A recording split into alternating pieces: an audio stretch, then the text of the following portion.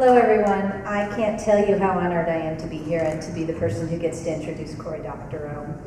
While the EFF staff and board had no role in the selection of the Pioneer Award winners, you should have heard the giant woot that went up at the staff meeting when we learned that Cory was one of them.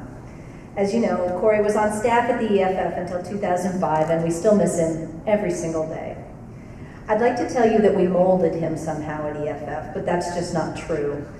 He came to us fully formed like this, and we just pointed him in the direction of WIPO and let him loose. Now, I find it hard to imagine that anyone at ETech, and especially at the EFF Pioneer Awards, wouldn't already know about Cory Doctorow. But in case you just restored from backup after being offline for several years, let me give you a few of the particulars. Cory is currently the Canadian Fulbright Chair in Public Diplomacy at the USC Center for Public Diplomacy, and before that he was EFF's European Affairs Coordinator. Throughout this time he's been a tremendously prolific science fiction author, as well as a contributor to the most popular blog on the internet, Boing Boing. He has regular columns in Popular Science and Make Magazine. He's a contributing writer at Wired Magazine and contributes occasionally to other magazines and newspapers ranging from the New York Times, Sunday Magazine, to the Globe and Mail, to Asimov's Science Fiction Magazine, and the Boston Globe. And along the way, he's given us Woofy, the ultimate reputation system.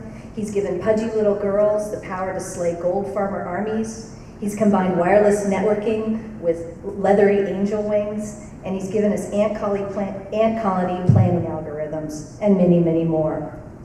Cory is an internet pioneer not just because he is an unabashed technology enthusiast, but because he engages all of us to think about not only what's new and what's cool, but what's right and what's wrong.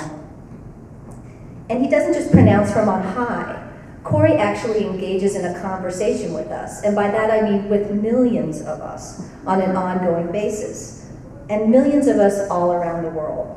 Through his books, his speeches, his activism, and of course his blogging, Cory has invited all of us to think critically with him about ourselves and our role in this new digital world. And he's taught us things.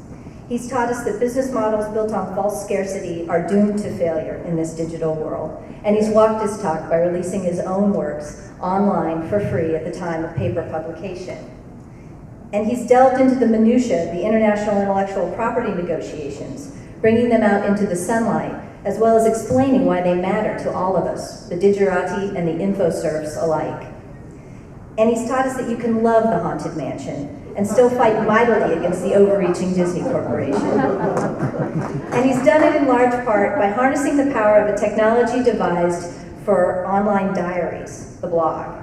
With his cohorts at Boing Boing, he's created a must-read part of the day for over 2 million people around the world. With a multitude of posts per day, Cory often appears to be everywhere, all at once, noticing everything interesting and certainly everything weird that's going on all around the world. Which is why just last week, Cory was featured in the webcomic XKCD as a kind of blogging superhero. Cory, could you come up here for a minute?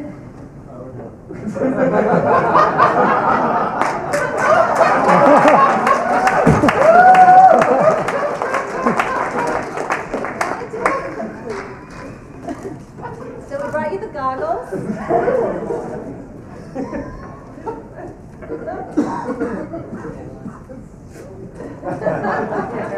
And we brought the cake.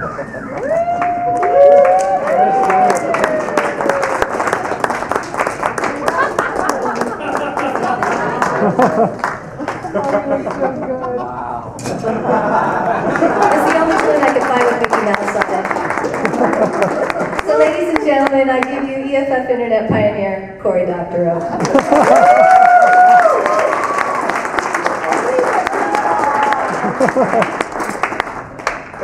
Thank you all very much. Well, I tell you, I came back to California from London just about 9 months ago, and it was an academic year that was getting off to a good start. I came back because I had this Fulbright chair, and then I won the Locus Award for a story and was nominated for a Hugo, and things just kept getting better. The World Economic Forum made me a junior woodchuck, and I thought that was as good as it could get. And then I found out I was winning the Pioneer Award, and I realized that I hadn't even begun to understand just how great the honor could be. be bestowed on me was. And I thought that I topped it all, and then I got engaged last week. And that's about as good as it gets. So, my EFF experience started with a conversion experience at 30,000 feet with Fred and Cindy in the belly of a tin can filled with discount air traveler flatulence for several hours over a couple of different oceans. And at the time, I was the co-founder of a peer-to-peer software company, and we had a long conversation about copyright and DRM. I was a DRM believer in those days, believe it or not. And it was on that flight that I started to realize that thinking about technology is the way that we solve social problems, like how artists should make a living or how contracts should be mediated, was not the right answer. That we have instead these social mechanisms like the rule of law, like justice, like fairness, that could be used to mediate these in the absence of technology. And in fact, technology could never achieve what these fundamental values of a democratic society could attain. And I became an optimist. I think that to say that we need technology to lock us up or to control us or to keep us from doing bad things is a fundamentally pessimistic statement about the human condition. That to think that we can use social mechanisms to regulate and mediate our behavior is an optimistic statement both about technology and about what it means to be human. And EFF led me to believe that we can change the world with the power of ideas.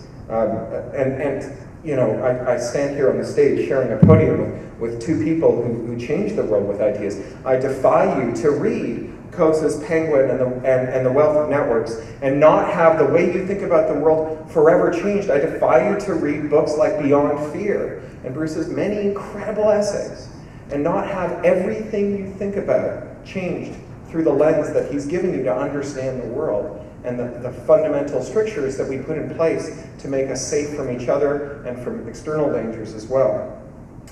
So I found myself with EFF as part of a tribe of people who are working within and outside of EFF to preserve these human values of justice and of fairness, of transparency and democracy, using technology, but not merely through technology. And I'm proud, immensely proud, and honored to have worked with those people and to have been a part of that tribe, and particularly proud to have joined this exalted group of co-nominees, co-winners from this year, and the past winners, who, frankly, to be mentioned in that exalted company, I don't know how I'll ever get my head through the door again. EFF, in my short time there, has shown to me, and I think to everyone who's paid attention, that it wins its fights. It picks fights and it wins them against incredible odds, seemingly, merely by relying on this fundamental human trait of a love of justice and a love of democracy. I've worked with EFF to walk into places like the United Nations, right? Into an entity at the United Nations, WIPO, the World Intellectual Property Organization, that I think of as having the same relationship to bad copyright law that Mordor has to evil. and I've watched a group of EFF people and people whom EFF brought in and people whom EFF works with work against incredible odds, right? To walk into a place where we're funded with a few $1,000s to send a few people to WIPO and coming up against billions of dollars and hundreds of people who've been sent to WIPO to achieve some special favor for some industry or another and just kick their ass by doing stuff like writing down what they said, right? This is the transformational power of the internet. And you know, I had many great and moments at WIPO, but I think the best one I had, and I have to mention this given who's in the audience tonight, I think the best one I had was sitting in a shopping mall at 2 in the morning. It was the only place with open Wi-Fi, freezing my stones off with my laptop on the last erg of my battery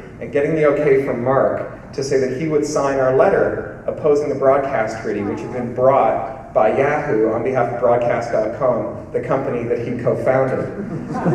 And then getting it printed at 2 in the morning and photocopied at 8 when the copy shop opened, because the secretariat said that she would no longer photocopy our documents for us, and bringing it in and seeing the look on the face of the representative of DEMA, who had brought the broadcast treaty to WIPO on behalf of Yahoo when he saw the names that we had on our letter opposing it, and to watch what happened to the supposedly strong edifice that the United States government and these few media companies that had come there with special pleading crumble in the face of this, in the face of support from people like Mark and all the other supporters who have been such a big, important piece of what we've done. And we've done this over and over and over again. I mean, watching us win the broadcast flag fight, watching all the litigation that we've won, all the activist causes that we've taken on, has inspired me to think that we really can change the world with ideas. We really can change the world by being optimists about the human condition. So that's what I have to say. All that remains is to thank the people who got me here, Alice and the Electronic Frontier Foundation, my co-workers who really became my family in my tenure there, my co-editors on Boing Boing, excuse me. I come from a family of weepy Eastern European Jews. Of course, Boing Boing readers and my own readers in Creative Commons, and all of you who supported EFF and who made it possible. Thank you very much.